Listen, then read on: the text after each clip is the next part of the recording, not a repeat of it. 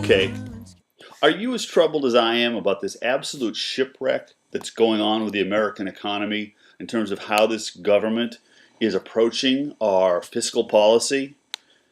I'm almost speechless. I've been trying to process what they're calling QE2, the quantitative easing 2.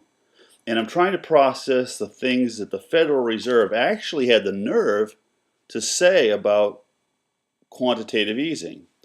Essentially, quantitative easing is some kind of fancy Fed talk for printing more money. That's what you and I need to recognize it means.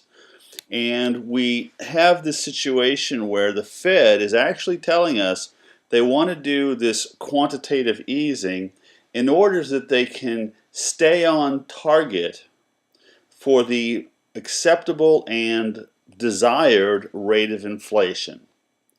Let's look at that, the accepted and desired rate of inflation. Okay, so that tells us right here, right now, that we're in for inflation. The question is how much? Does the Fed really have a good handle on how much money they can print and how much inflation that will cause, or do they just kind of guess the way that some of the administration people just wanted to pick a really big number for the first round of stimulus money that was passed? You remember that in the news, that the people responsible for determining the amount of the stimulus just wanted a really big number. So maybe the Fed now is just picking a really big number for quantitative easing. Okay, that's where we're at. That's what's happening. We know it. Look at what happened past 48 hours in these markets, and there's no way that you can deny that quantitative easing is going to have its effect. The dollar cracked the 22 level. Not by a huge amount, but it cracked it. I think that's significant. It cracked it to the downside, I might point out. The Chinese, they happen to be making comments about the fact that quantitative easing doesn't really seem totally responsible to them. They don't like it much. Why?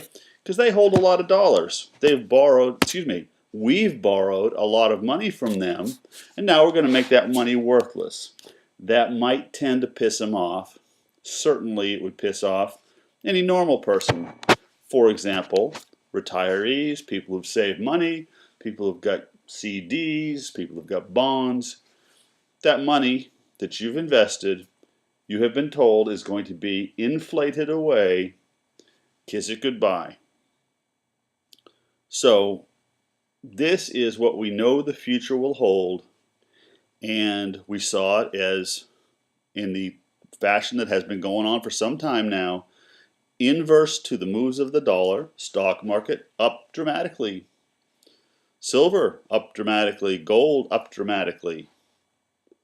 You're going to find the things that you need to buy for daily life are going to be going up in price.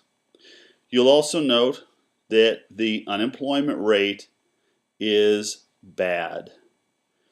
Find out for yourself. Go look up U6.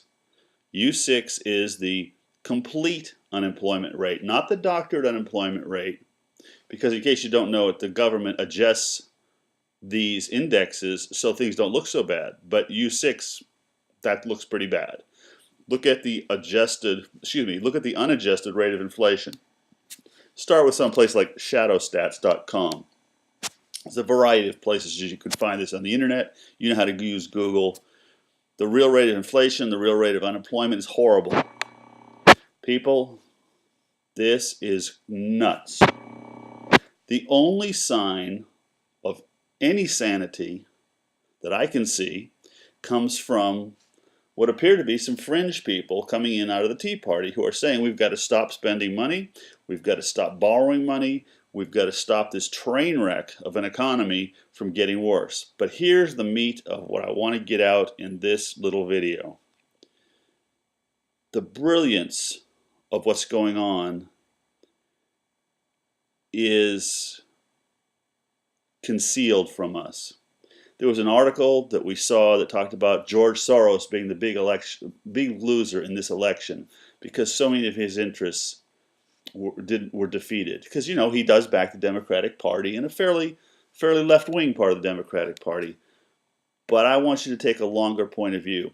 George Soros made, what, $1 billion when the Bank of England went kaput through his manipulation. At least it's accused that it's his manipulation. He did benefit in substantial numbers of dollars when the pound crashed. What's happening with the dollar? Well, and why? It's really happening because of what this administration is doing, and this administration was backed by George Soros. This administration is taking policies that will crush the dollar, and I will bet you dollars to donuts that George Soros is short the American dollar.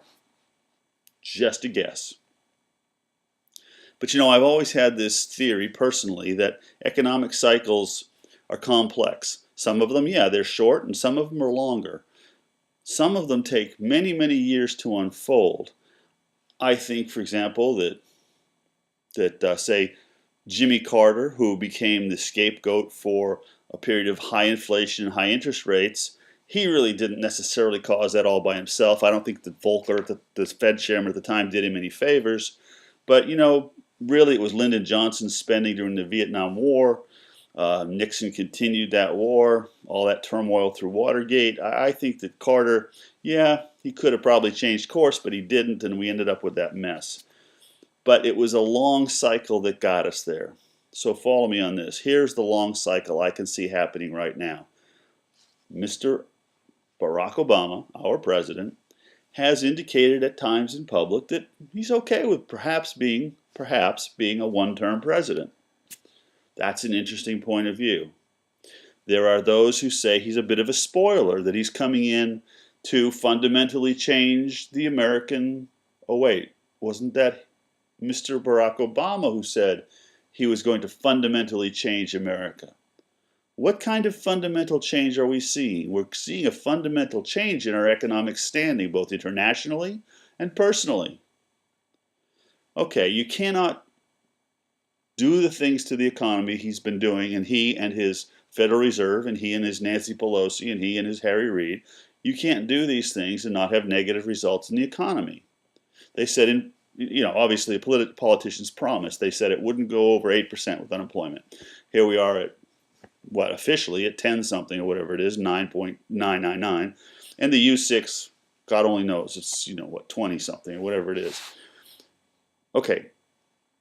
Let's just assume that he really is okay with being a one-term president. Why? Because basically that's the job George Soros has hired him to do. Come in, be a one-term president, get the train going right off the tracks. Very nice, you get your portrait put up there in the White House, you get to be the first black American president. That's marvelous, and you'll go down as a hero, and that's great. You'll set it up for a Republican to win, just like the Republicans just dominated this election. Who doubts that a Republican has a really good chance of winning the next presidential election? Anybody doubt that? No. It's kind of a given that Barack Obama is going to have one heck of a time running for re-election. Hillary Clinton is thousands of miles away hiding because the Clintons are not stupid and they see this train wreck. Well, the next Republican president is going to come into office, and what's going to happen is all this quantitative easing, all of these economic problems, all of this stuff that's going on, which can't we all see this train going right for the cliff? Yeah, sure we can. It's going to go over the cliff. It's going to be the train wreck of all time, probably the greatest collapse since 1929 to 1933, maybe even greater. Because now we've got the entire world wrapped up in this. We've got a much more complex economy. And guess what's going to happen? There's going to be a Republican president in office for 6 months, a year. Look at how George Bush, who's in office for 9 months, gets blamed for 9/11. Okay? President's in office 6 months, a year, 2 years. This economy grinds itself down and down and down. Two things happen. George Soros makes a hell of a lot of money, and Republicans are going to be the pariahs of the earth based upon what happens in the economy on their watch. And they're going to step right into it, and it's going to be a mess. I don't often make forecasts, but that's my bet.